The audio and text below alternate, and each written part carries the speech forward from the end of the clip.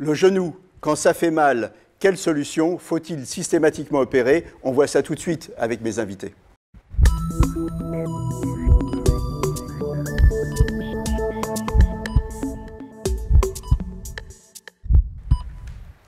Alors avec moi sur le plateau, le docteur Tarek Alaïdine, vous êtes chirurgien orthopédiste et vous êtes traumatologue.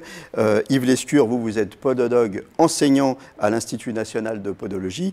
Et Alain Thémin, alors vous êtes notre sportif témoin. Vous êtes formidable, vous avez 72 ans exact. Et vous faites du marathon, des trails, enfin, vous n'arrêtez pas. J'essaye, oui. Alors, tout ça, malgré tout, vous avez subi des opérations du genou entre 2005 et 2017 suite exact. À une dégradation du cartilage. Qu'est-ce qui s'est passé à l'époque? Tout simplement, comme vous l'avez dit, dégradation du cartilage suite à des efforts en course, de vives douleurs qui sont arrivées. Vous faisiez déjà beaucoup de sport à l'époque? Je faisais toujours du sport, oui. Vous en avez toujours fait? Toujours fait, oui. Oui. Donc vous avez bien sollicité vos articulations, absolument, votre cartilage. Absolument. Vous avez abusé, hein, c'est ça? J'ai un peu abusé, oui. Ah. Mais quand on est accro à un sport, on est addict à un sport, c'est difficile de changer. Ok. Donc vous avez abusé de la vie? Non. J'ai simplement usé un peu mes genoux. Alors, est-ce qu'il y a des terrains plus favorables que d'autres sur l'usure? Je ne sais pas. J'ai eu une des opérations provenait d'un choc que j'ai eu sur le genou. Donc c'était un problème professionnel, un choc méchant qui m'a fait une petite fissure sur la rotule. Et les autres interventions, c'était des ménisectomies, si je ne me trompe pas, sur anse de saut, donc enfin peu importe le terme, avec des petits morceaux de cartilage qu'il fallait enlever, tout simplement. Voilà. Donc comment ça se passe, la rééducation derrière? Vous avez fait de l'autorééducation, vous avez fait du vélo? J'ai fait beaucoup d'autorééducation, en vélo, personnellement, tout seul, donc effectivement, parce que la kiné, c'était bien, mais c'était pas top. Alors donc faire du vélo, c'est encore la meilleure solution. Après l'opération, on vous a dit qu'il fallait être prudent, il y avait des restrictions, absolument, il y avait des choses? Oui, quand même. Oui, qu'est-ce qu'on vous a dit? Oui. Au minimum 3 mois. 3 mois de repos complet. Le temps que tout se cicatrise et que tout revienne à la normale. Et à partir du 4e mois, repartir sur du vélo. Et au bout de 6 mois, j'ai commencé tout doucement à retrottiner et à retrouver, donc, je ne dis pas la plénitude, mais disons un confort normal pratiquement 8 mois après. Il faut compter. Ouais. Ça ne se fait pas comme ça. Ça se fait pas comme ça. Mais ça se fait pas comme ça, docteur Alaïdine, ça se fait pas comme ça pour tout le monde, ou il y a des gens qui, après l'opération, en quelques semaines, se retrouvent une activité normale? En règle générale, pour une pathologie méniscale, on va préconiser un repos sportif, en tous les cas, d'environ 2 mois. Après, il peut y avoir... Un repos sportif. Voilà. Mais par exemple, on peut faire du vélo, oui, on peut aller nager.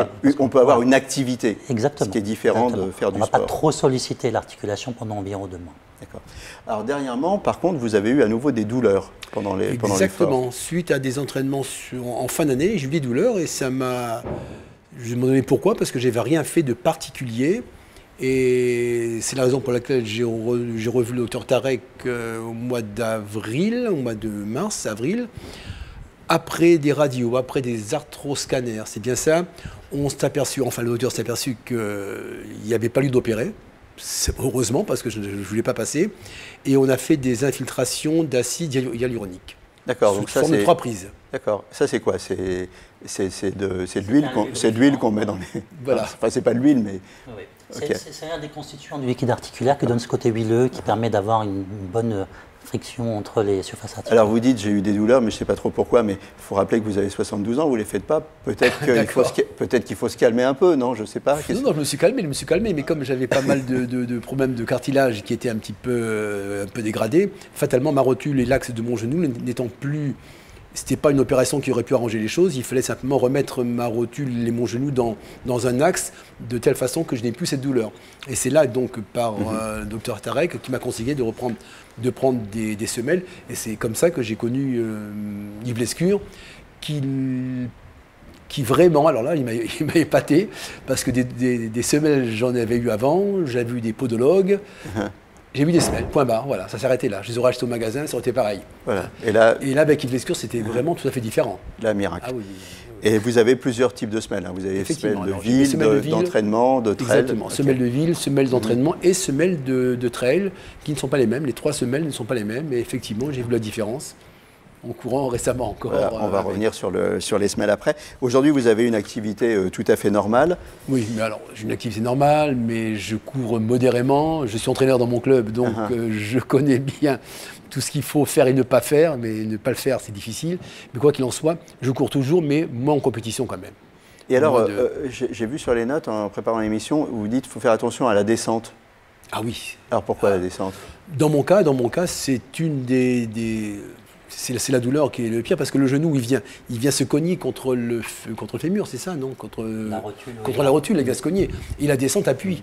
Autant en montée, on est en excentrique, c'est-à-dire que les muscles, on arrive à bien gérer sa montée sans trop de douleur, mais en descente, on est en concentrique parce que les muscles se resserrent, et là ça cogne. Et ça, il faut faire attention. Docteur Alaïdine, donc on a vu le cas d'Alain, mais on va parler des principaux cas qui sont le hit parade en quelque sorte des consultations quand on vient vous voir et quand on a mal au genou. Il y a globalement l'arthrose, le ménisque, les ligaments et la rotule. Donc je vais vous demander un exercice difficile. En 1 minute, on va scanner un peu chaque pathologie. L'arthrose. L'arthrose, c'est l'usure du cartilage. Donc le cartilage, c'est la surface qui recouvre l'os au niveau de l'articulation. Et lorsque ce cartilage va s'user progressivement, donc on va avoir un frottement qui va être anormal, qui va être source de gêne et de douleur. D'accord. Et là, qu'est-ce qu'on fait? On va établir un diagnostic pour savoir quel est le degré exact de l'arthrose, qu'on appelle la chondropathie.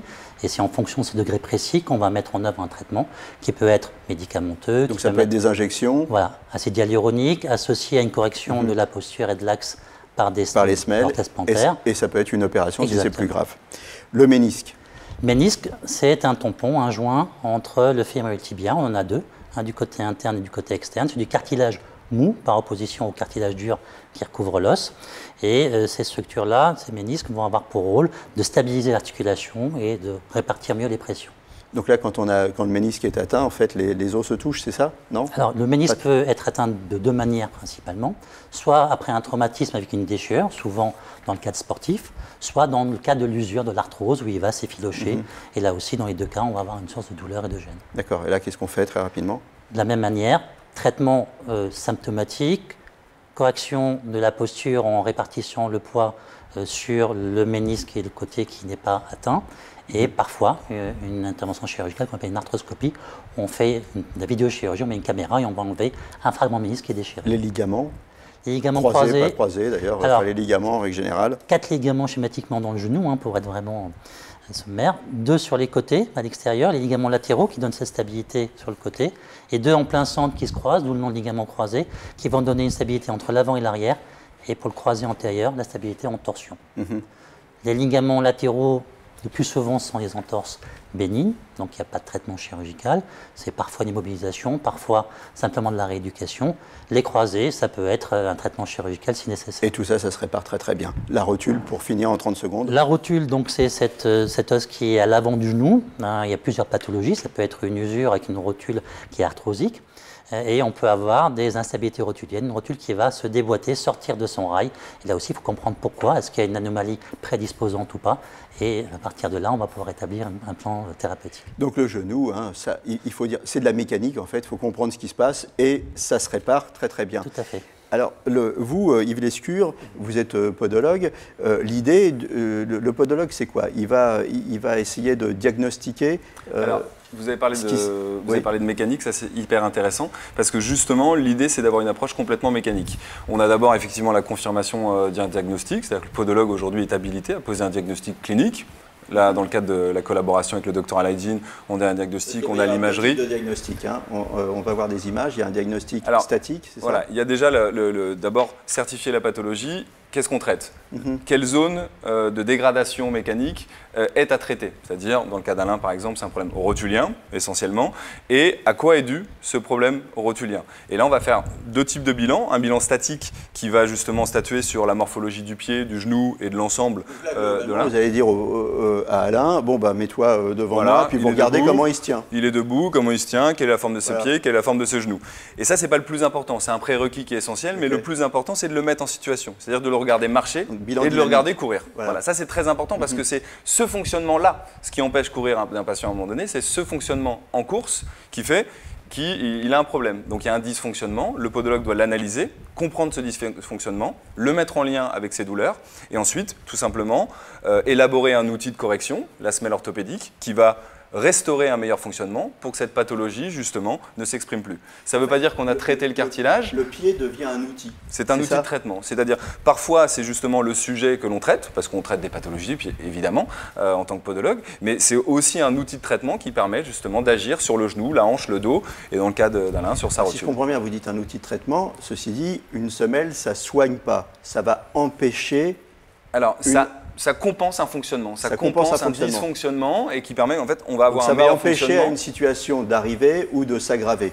En fait, ça va alléger les structures qui souffrent. Alors, quand c'est dans le cas du cartilage, effectivement, on ne soigne pas, parce que le cartilage, de toute façon, il est usé. On va surtout, 1, l'empêcher de souffrir, 2, enrayer le processus d'usure. Donc ça, c'est intéressant. Quand c'est des pathologies tendineuses, par exemple, des tendinopathies, là, finalement, on les guérit, parce qu'en allongeant leur fonctionnement, eh bien, le tendon guérit tout simplement. Le podologue, on n'y pense pas forcément, et pourtant, c'est pas parce qu'on s'est fait opérer, on se dit, allez, ça y est, tout va bien, qu'il ne faut pas aller voir le podologue derrière. Bien au contraire, je pense que cette approche doit être quasiment systématique, en tout cas dans ma pratique des pathologies du genou, puisqu'il faut toujours revenir à la source. Pourquoi est-ce que le genou s'est dégradé? Pourquoi est-ce qu'une pathologie est survenue?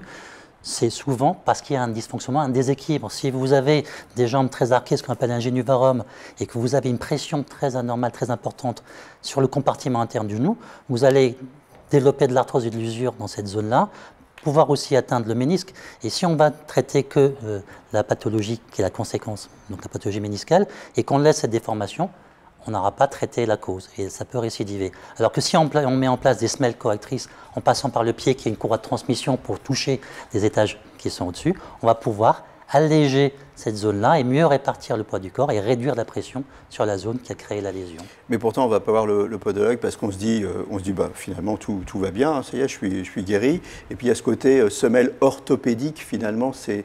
on se dit, je suis pas malade, je n'ai pas envie d'avoir... Ça fait penser à ces grosses chaussures. Là, oui. On a une activité qui est méconnue et on a un apport qui est très méconnu. Il y a justement, on parlait de l'Institut national de podologie où j'enseigne, il y a des gros travaux de recherche qui sont faits pour faire reconnaître scientifiquement ce que l'on fait. Et avec des collaborateurs comme le Dr Alaïdine qui justement systématiquement nous intègre dans sa chaîne de traitement, on fait nos preuves au quotidien et on a des très très bons résultats. Aujourd'hui, Alain, vous conseillez aux membres de votre club de faire attention à leurs genoux et puis d'aller consulter quand ça ne va pas? Absolument, oui, c'est la première des choses, tout de suite. Et vous leur conseillez de mettre éventuellement des semelles en préventif? Moi, je conseille rien du tout. Moi, je conseille d'aller voir. Vous dites sur vous, ça a marché. C'est pas à moi de leur dire, voilà. Ça a marché sur moi maintenant, et puis en fonction des douleurs qu'ils ont. Absolument. Bah, écoutez, je vous remercie à tous d'être venus sur le plateau. Problème de genou, traitement, opération, semelle orthopédique, il y a des solutions. On vient de le voir avec vous. Et avec vous, vous en êtes la preuve vivante, puisqu'à 72 ans, vous courez encore. Merci, à très bientôt. Et d'ici là, portez-vous bien.